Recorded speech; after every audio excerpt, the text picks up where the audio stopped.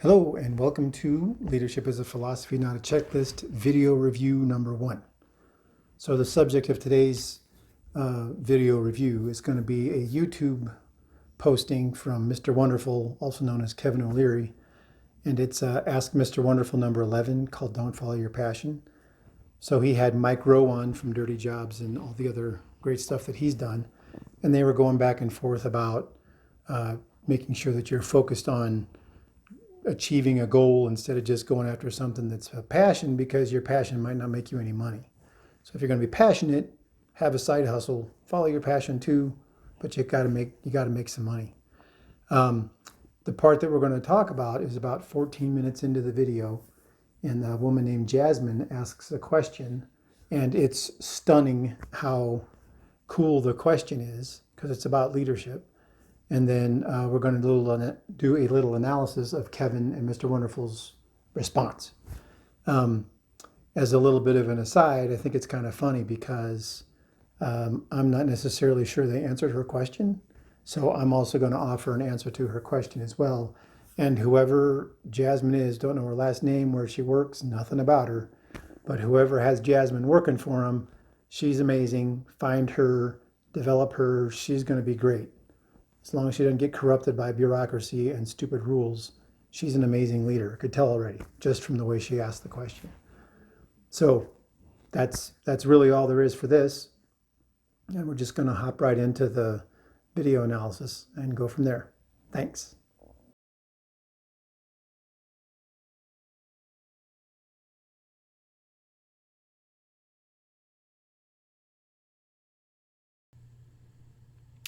Alrighty, so welcome to our video discussion 1 for Leadership as a Philosophy, Not a Checklist. Obviously, as I mentioned before, it's Don't Follow Your Passion with Mr. Wonderful, also known as Kevin O'Leary, and Mike Rowe. So this is at about 14 minutes in the video, which you'll see when I transfer over. And it's about 5 minutes, but I'm going to do Jasmine's question, do some analysis, do Mr. Wonderful's response analysis, and so forth. So let's get going with that.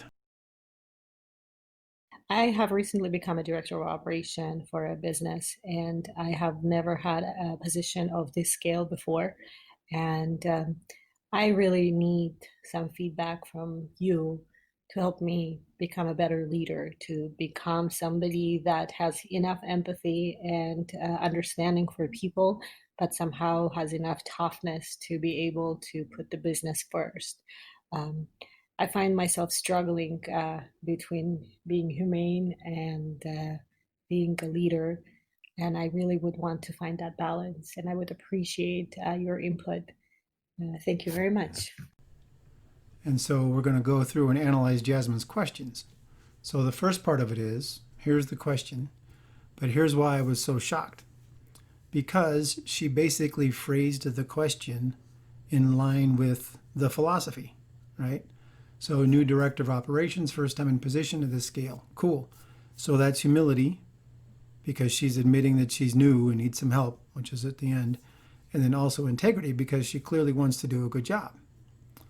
So she says, I need to have enough empathy, which is obviously empathy, and understanding for people, and enough toughness to put the business first. I find myself struggling between being humane and being a leader, which is vigilance, and I want to find that balance. So, unbelievable, right? I don't know that she knew this, but this just came out. That's the way that she asked the question. So she's humble because she knows that she needs help. She knows that she needs to have empathy and get the job done. And she wants to know what the balance is, or what's the trade-off. So that's it. Humility, integrity, empathy, vigilance. She just did it. But we're going to go through, we're going to go through and do some other stuff. So this woman is clearly a leader, and she's going to be excellent, unless some bureaucracy or bureaucrat gets a hold of her and starts trying to crush that instinct out of her.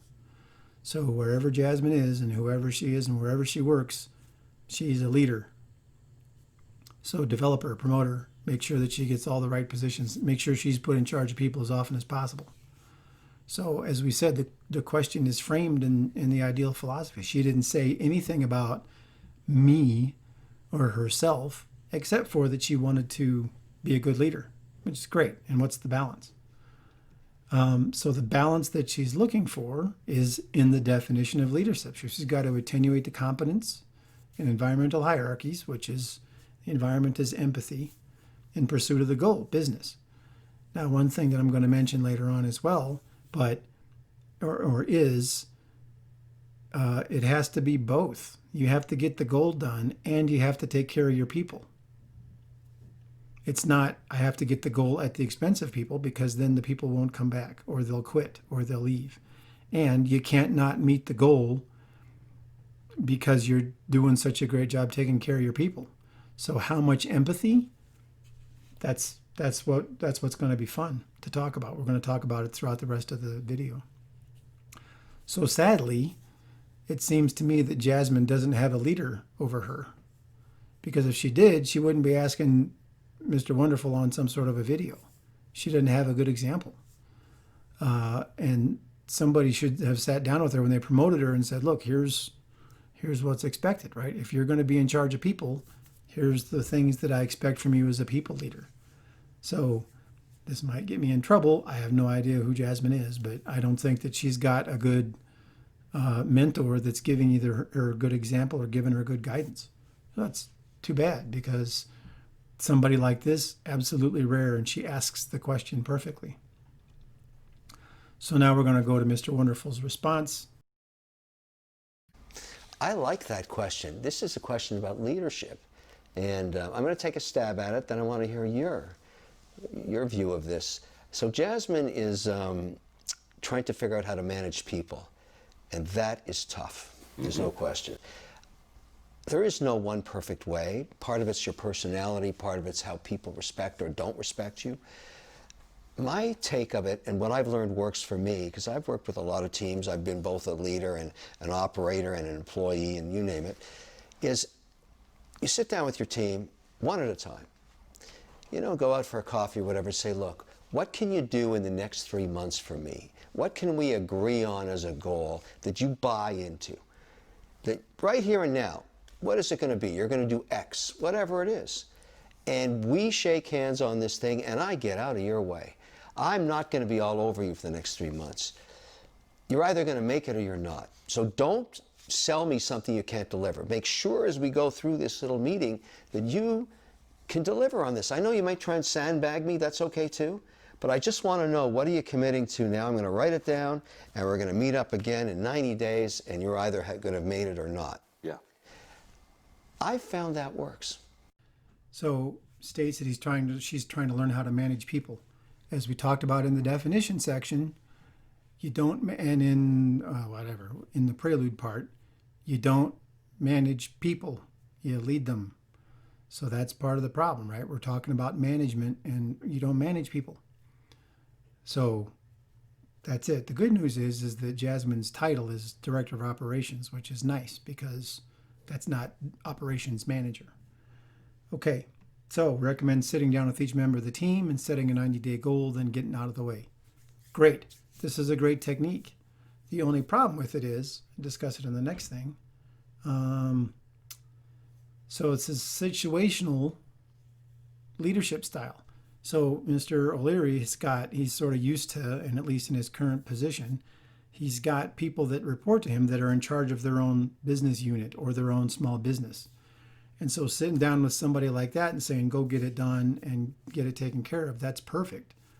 So that's middle, upper management, or upper leadership, right? So it's a great technique. However, you have to make sure that you've got a mature group of people that can take care of that stuff. I think that's the next one, right? So you have to make sure that the people are mature enough, that the team's developed enough. You got to make sure that they understand what you're looking for.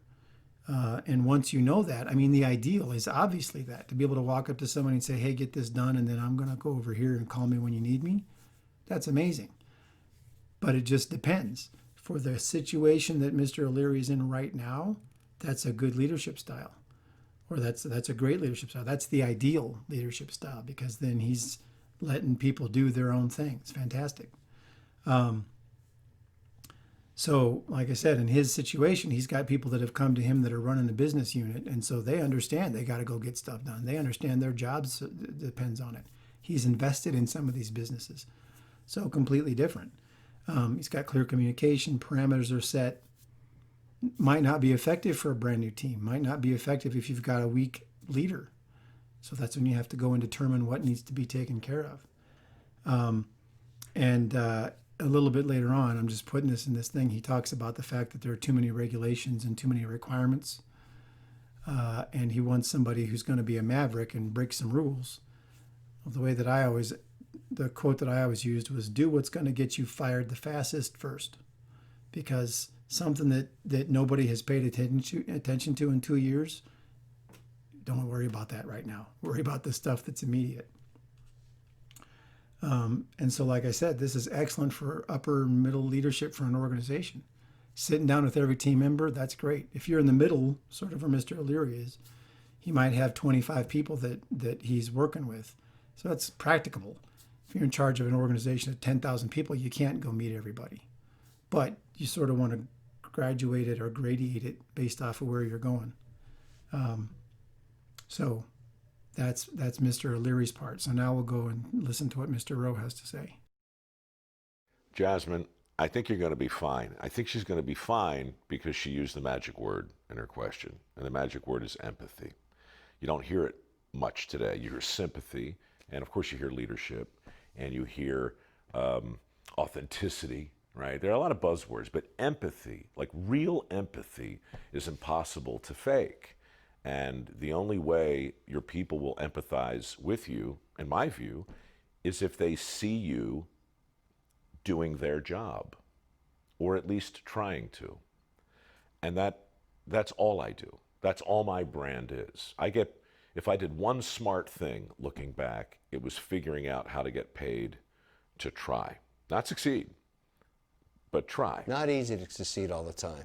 It's impossible, but it's easy to try all of the time. And so if you want someone's respect, in my opinion, then the best thing you can do for them is to show an interest in the job you hired them to do. Let them see you trying to do that. That's when real empathy goes back and forth. And I look at people differently who I've seen try to do my job, and I think vice versa. So, it's such a fluid marketplace today, and work looks different than it used to. Alrighty, so Mr. Mike Rowe. So empathy is the correct instinct, right? Many buzzwords: authenticity, sympathy, and then leadership. Well, so authenticity, what bothers me about that is that how do you get authenticity? You have authenticity by having integrity. Remember, we talked about it during the philosophical definition or the philosophical explanation. You get integrity, or you be authentic if you are saying and doing the things that you think are correct. And so you're being consistent with yourself, having integrity, then that's authentic. That's yourself. You can't fake authenticity, right? You just have to be. And then people saying sympathy, we talked about that. That doesn't work. Empathy does, because sometimes you have to put yourself in that situation. All right, best way to show empathy and also humility is to do the job of the employees or to walk a mile in their shoes. Talked about it during Up the Organization. Everybody had to go through the rental car training and then had to go work the desk once a month. It's fantastic. Sometimes it's not practicable. In other words, if you're at a much higher level, you might not be able to go and do everybody else's job, but it absolutely should be your goal. You should have done all of the jobs in the organization, or at least done a little bit of them so that you understand, or sat down and asked so many questions that you now understand how your crazy decisions as a leader are going to impact those people's lives.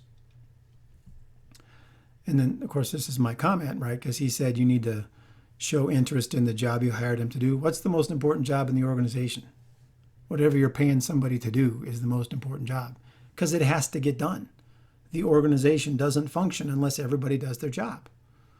And so treating somebody's job like it's more important is useless. And it also then makes the people feel like they're not important or they're not useful. So that's absolutely the case. And then he mentions a little bit later, he says that many organizations have too many layers of instruction and policies which suppress creativity. Absolutely. Is that not the tray? And then he says you can't fake empathy, right? And you can't fake integrity or humility or the vigilance that you're going to pay attention. So let's think about what both of these gentlemen have said. So Mr. O'Leary said, this is the way that I lead. Great. Mr. Rowe, this is the way that I lead, or the way that I think you can get some integrity. Great. But you don't know when you can apply those. You can apply those at some times, you can apply it at other times. Mr. O'Leary's example only really works with a mature team and mature context, and everybody understands the guidance. So you've got to be in there figuring out what's what. And then the answer, because I don't believe they answered the question, I'm going to play just another little bit of this where there's a little bit of a back and forth, and then I'll show you why I don't think they answered the question. But that's just me. It just looks different. I found the biggest impediment to getting people to do great work is you're in their face too much. You overmanage them. You don't let them find other ways and paths that you never thought of. Yeah. So, Jasmine sets up a goal for one of her team members and says, look, go make it happen. Stand back. Let them do their thing, and you'll find out what they're good and not good at. And look, if they consistently can't deliver, well, you got to take them out behind the bar, and you know what has to happen. Right. But generally speaking, people will find their own ways to get things done if they believe it's a fair deal, that you've let them buy into something and you both agreed they're going to do it. But that's if you're in an outcome-based environment. Which often what work is. Right, except when you sit down with the handbook and the protocols, and there are many institutions today that still say, look, this isn't the result we need. They're saying this is how we need you to behave in order to get the result we want. I'm not a fan of that. I find it creates a lot of inefficiency. Sure. I'd rather have a maverick renegade get something done without looking at the rule book, because at the end, getting the results are what I covet, particularly as an investor. So, most of my companies are small. The average is 26 people in size. Yeah. I don't care how they do it. Just get it done. Right. Now, there's issues. But that's a great question. I'm glad she asked it. I think we gave her some good advice. Look, I don't want to overstate it, but maybe the best advice ever, really. Yeah, I think You're welcome, so. Jasmine. All right, so if we go back and look at her question, right, she said she's new and she needs to be able to understand how much empathy she needs and still get the business done. Well, I don't think they answered the question. They gave some great advice. I mean, it's great advice. If you want to have empathy with somebody, great, but how much is too much? So I'm going to provide an answer that I think you should be able to derive as well, going back and looking at the prelude videos that we did. So first, you have to know the individual members of your team, their current capabilities. So each individual, their training level, what they're capable of. Now, if she's the director of operations and it's 300 people, then you might have to figure out how to evaluate each team differently, get down and know some of the individuals. But this all depends on what level you're at, how intimate in the weeds you can get with that. But you got to know their capabilities. Second, you clearly have to understand the goals of the overall team and determine if there's gaps between the current capabilities and the requirements. Right? So that's just some general knowledge. And then the third thing you have to do is evaluate the operating environment and make sure it's optimized for the team. So that ends up being 3 different things. So, right, you're going to attenuate the competence and the environment in pursuit of the goal. That's what a leader does. Now, the empathy comes in.